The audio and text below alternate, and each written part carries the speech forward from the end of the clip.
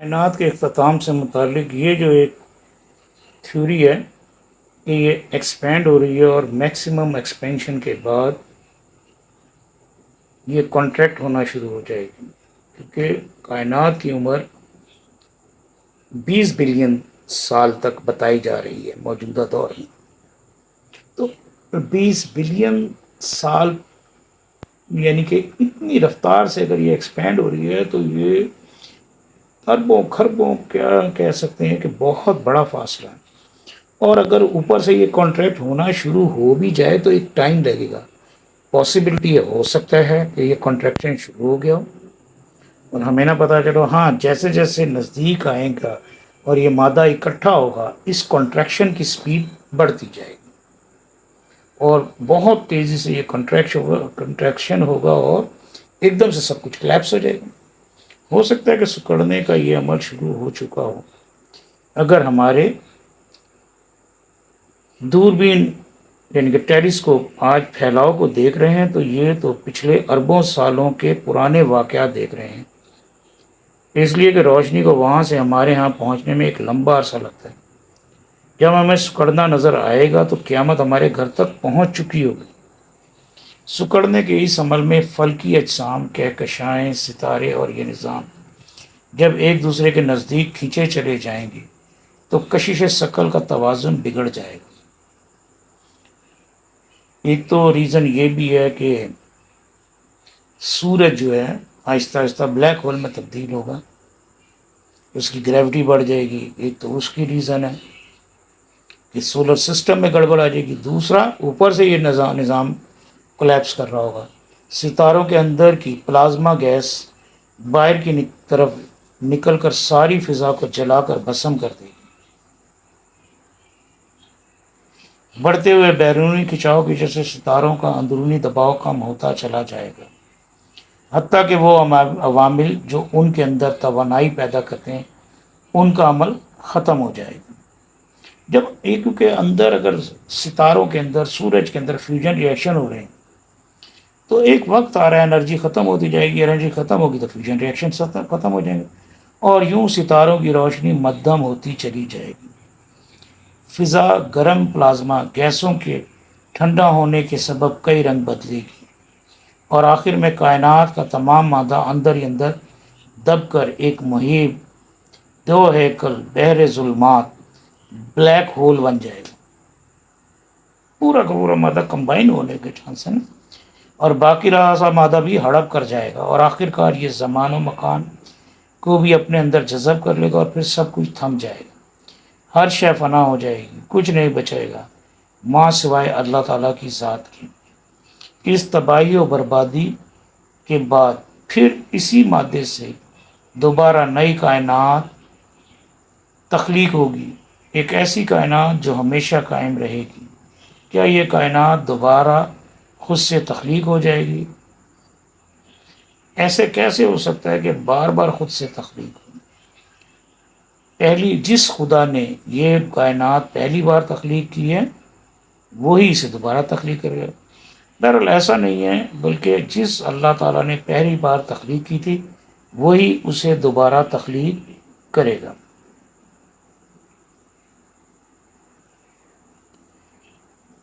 ان حالات و واقعات کو قرآن پاک میں کچھ اس طرح سے بیان کیا گیا، بڑی حیرت انگیز بات ہے۔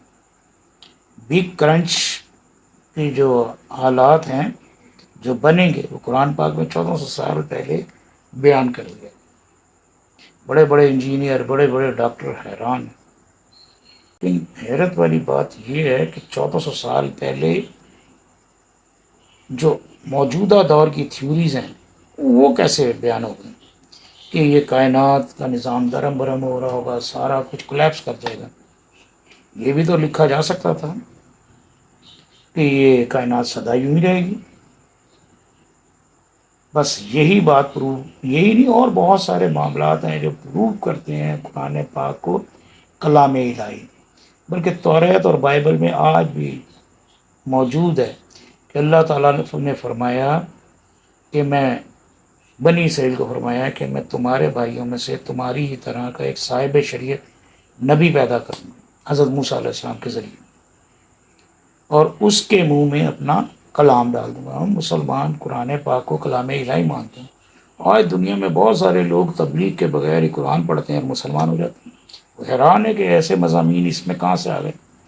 بہرحال قرآن پاک میں آنے والی گھڑی کے متعلق کچھ اس طرح سے بیان کیا گیا، آنے والی گھڑی قریب آ گئی، اللہ کے سوا اس کا وقت معین پر کھول دکھانے والا اور کوئی نہیں۔ بس کیا تم اس بات سے تعجب کرتے ہو اور ہنس رہے ہو؟ روتے نہیں بلکہ تم کھیل رہے۔ کالا فما خطبکم، سورہ نجم 57 تا 61۔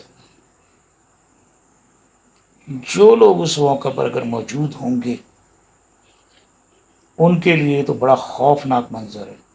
یعنی کہ یہاں جو ہے نا کہ ہنس رہے ہو اور روتے نہیں، قیامت کا غور کر کے سوچ کے ہی بندہ خوف سے ہو جاتا ہے۔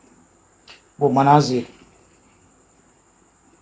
پھر اگر ہم ایمان والے ہیں اور ہمیں یہ ہے کہ ہم نے اللہ کے سامنے پیش ہونا ہے، حساب کتاب دینا ہے، اللہ منصف ہے، بے شک وہ معاف کرنے والا ہے، لیکن درجہ بندی بھی ہوگی، وہ سزا بھی دے گا۔ ایسا نہیں ہے کہ جو مرضی کرتے جاؤ، جس مرضی کی گردن اڑا دو، قتل کر دو، خون خرابہ کر دو، بالکل ناجائز، تو وہ پھر بھی چھوڑ دے، کچھ تو اس نے حساب رکھا ہے۔ قرآن پاک کے مطابق تو جہنم ہے۔ یہ قرآن پاک وحی الہیہ اور اللہ کا یہ پیغام حضرت جبرائیل علیہ السلام لاتے رہے، اور حضور صلی اللہ علیہ وآلہ وسلم نے حضرت جبرائیل علیہ السلام کو دیکھا تھا، جیسا کہ قرآن پاک میں بیان کیا گیا۔ قسم ہے ستارے کی جب وہ گرے کہ تمہارے ساتھی نے نہ راہ گم کی ہے، نہ وہ ٹیڑھی راہ پر ہے، اور نہ وہ اپنی خواہش پر کوئی بات کہتے ہیں۔ وہ تو صرف وہی ہے، ریولیشن ہے جو اتاری جاتی ہے، اسے پوری طاقت والے فرشتے نے سکھایا ہے، جو زور آور ہے، پھر وہ سیدھا کھڑا ہو گیا۔ یہ اس منظر کو بیان کر رہے ہیں جو منظر حضور صلی اللہ علیہ وسلم نے دیکھا، اور وہ بلند آسمانوں کے کناروں پر تھا، پھر نزدیک ہوا اور اتر آیا، پس 2 کمانوں کے بقدر برابر فاصلہ رہ گیا، بلکہ اس سے بھی کم۔ پس اس نے اللہ کے بندے کو وہی پہنچائی جو بھی پہنچائی۔ دل نے جھوٹ نہیں کہا جسے پیغمبر نے دیکھا۔ کیا تم جھگڑا کرتے ہو اس پر جو پیغمبر دیکھتے ہیں؟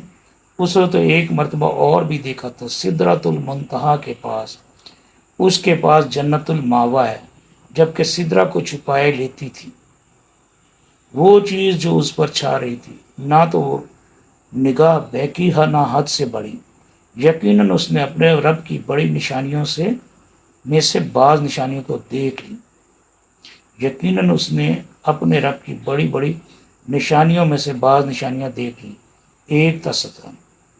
سدرۃ المنتہا کائنات کی حد یعنی انتہا، منتہا میں جہاں پر انتہا ہو گئی۔ یہ وہ مقام ہے جہاں پر مادی وجود کا اختتام ہو جاتا ہے، اور یہی مقام مادی کائنات کی حد ہے۔ اس سے آگے جنت الماوا ہے، اور اس سے آگے ہر جانب پوری کائنات کے گرد خدا تعالیٰ کی رحمت ہی رحمت ہے، اللہ ہی اللہ، ہر طرف کائنات کی خدا کی ذات کیا ہے؟ یہ اللہ کی طرف سے پردہ ہی ہے۔ اور سدرۃ المنتہا کیونکہ 2 مرتبہ کا ذکر ہے، جبرائیل علیہ السلام کو دیکھا۔ جب سفر معراج پر گئے تو حضرت جبرائیل علیہ السلام ساتھ تھے۔ ایک مقام پر جا کر جبرائیل علیہ السلام نے کہا اس سے آگے میں نہیں جا سکتا۔ اس بات سے پتہ چلتا ہے کہ فرشتے بھی مادی مخلوق ہیں۔ جو لوگ فرشتوں کو پوجتے رہے پرانے وقتوں میں، وہ شرک کرتے رہے۔ جو چیز تخلیق ہو گئی وہ مخلوق ہے۔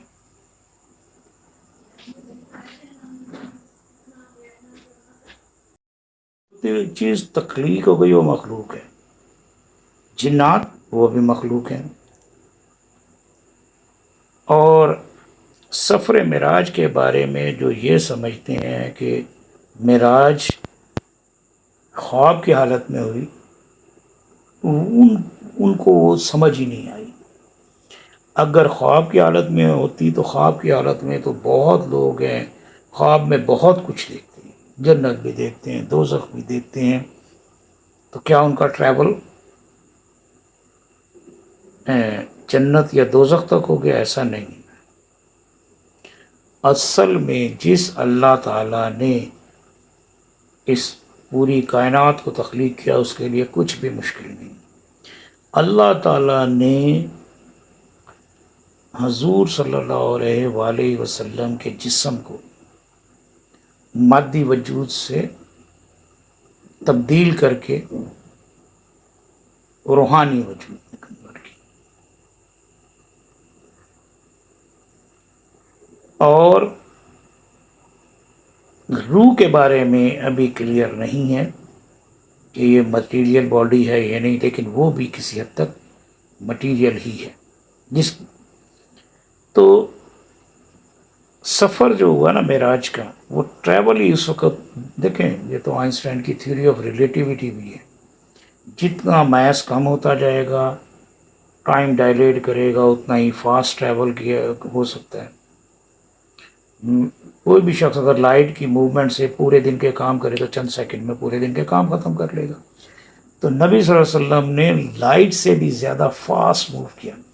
اب اس میں نعوذ باللہ جو لوگ شک کرنے والے تھے، جیسے ابو جہل، جو 1400 سال پہلے جب گھوڑوں پر اور اونٹوں پر سفر ہوتا تھا، پھر اس کے بعد وقت کے ساتھ ساتھ گاڑیاں ایجاد ہوئیں، ٹرینیں، ہوائی جہاز، راکٹ تک، اب پاسبلٹی ہے کہ اب ٹرائی کر رہے ہیں کسی طریقے سے جسم کو کنورٹ کیا جائے، سوچ رہے ہیں نا، اور چاند تک چند سیکنڈ میں، چند منٹوں میں پہنچا جائے۔ آئیڈیا تو ہے، لیکن کامیاب ہونا یا نہ ہونا نہیں۔ تو آج کی دور میں پاسبلٹی ہے، جو لوگ U F Os, unidentified object کے بارے میں، یعنی اڑن تشتریوں کے بارے میں بات کرتے تھے، جن لوگوں نے دیکھی ہیں، جن پہ آبزرو ہوتا ہے، اب ہمیں نہیں پتا وہ جھوٹ بولتے ہیں، نعوذ باللہ۔ حضور صلی اللہ علیہ وسلم نے کبھی جھوٹ نہیں بولا، کبھی ثابت ہی نہیں کر پایا کوئی، اور ہونا بھی نہیں ہے۔ قرآن پاک یہ اتنا بڑا معجزہ ہے کہ ہم سائنس پڑھے لکھے لوگ بھی حیران، میں تو حیران ہوتا ہوں کہ یہ سائنٹیفک تھیوریز جہاں جو اب اس پوائنٹ پر پہنچی ہیں، 1400 سال پہلے کیسے ان کو ڈسکس ہو گیا، قرآن پاک میں کہاں سے آ گئی۔